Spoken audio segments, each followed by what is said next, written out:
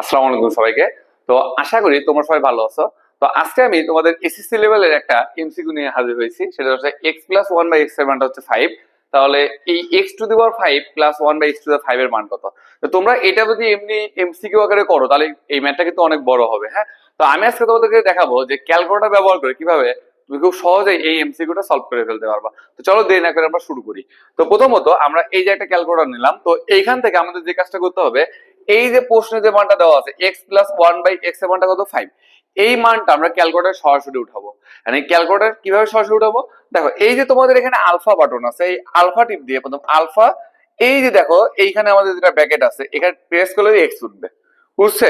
এইবার প্লাস, এবার তুই ভাগ দাও, একটা ভাগ কত 1 কত x, আবার তুমি একটা x তোলো, তুলে এই সাইডে আসো, আসার পর এবার ইকুয়াল তুলতে হবে, তাই না? তুমি সরাসরি ইকুয়াল তুলবা না, সরাসরি ইকুয়াল তুললে কিন্তু ম্যাথ এরর আসবে। হ্যাঁ, তুমি করবা কি, এই আলফা প্রেস করে এই যে সলভ লেখা আছে এখানে ইকুয়াল দিবা, দেওয়ার পরে এই যে এখানে মানটা কত দেওয়া আছে 5, বলে এভাবে মানটা উঠাইতে পারবা কিনা।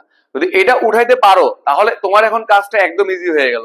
তুমি কি করবা, দেখো এই যে শিফট, এই শিফট এবং তার নিচে যে ক্যালক আছে এর উপর তুমি ক্লিক করবা, ক্লিক করবা, দেখো কি লেখা হচ্ছে সলভ ফর এক্স। তুমি এইখানে সরাসরি ইকুয়াল দিলেই হবে, কোনো অসুবিধা নেই। দেখো তুমি একটা ইকুয়াল দিয়ে দিছো, তাই না? তোমার এক্স এর একটা মান আছে, এখন যা ইচ্ছা তাই আসুক, আমার কোনো সমস্যা নেই, ঠিক আছে? এক্স এর একটা মান আছে, এবার তুমি এসসি টিপ দিয়ে কেটে দিবা, এই মানটা তোমার অ্যান্সারে সেভ হয়ে গেছে, ঠিক আছে? এইবার তোমার দরকার কি বলো, x⁵ তাই না?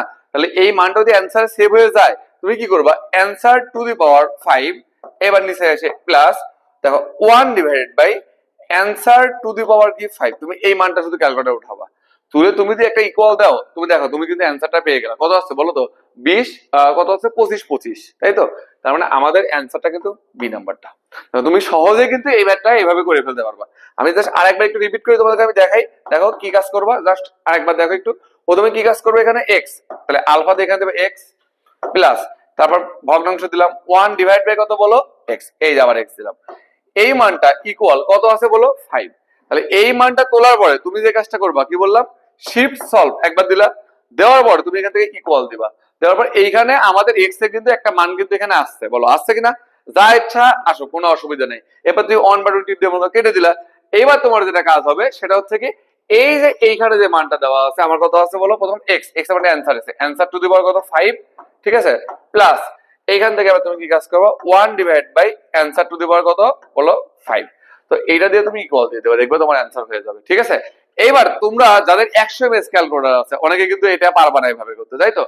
তোমরা যে কাজটা করবা সেটা হচ্ছে যে এই যে এই মানটা এখানে উঠাইছিল, দেখো এক্স প্লাস, এইভাবে সেম ভাবে আগে উঠাবা, আমাকে এইভাবে দিলো 1/x, এই মানটা এইভাবে উঠাবা, উঠা ইকুয়াল দিবা, এই যে ইকুয়াল কত বলো 5, ঠিক আছে? 5 দেওয়া আছে। এবার তোমাদের কাজ হবে কি জানো, তোমাদের এই ক্যালকুলেটরে তোমরা এই শিফট সলভ দুইবার প্রেস করবা। তোমরা যদি শিফট সলভ দুইবার প্রেস করো, তোমরা দেখবা যে তার অ্যান্সারটা তুমি এই মানটা চলে আসবে, ঠিক আছে? যে মানটা আসে আসুক, কোনো অসুবিধা নেই।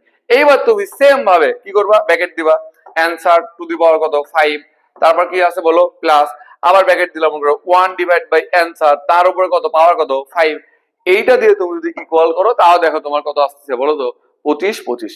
তোমরা ইজিলি ভাবে এই ম্যাথটা এভাবে সলভ করতে পারবা। আশা করি সবাই বুঝতে পারছো। ধন্যবাদ।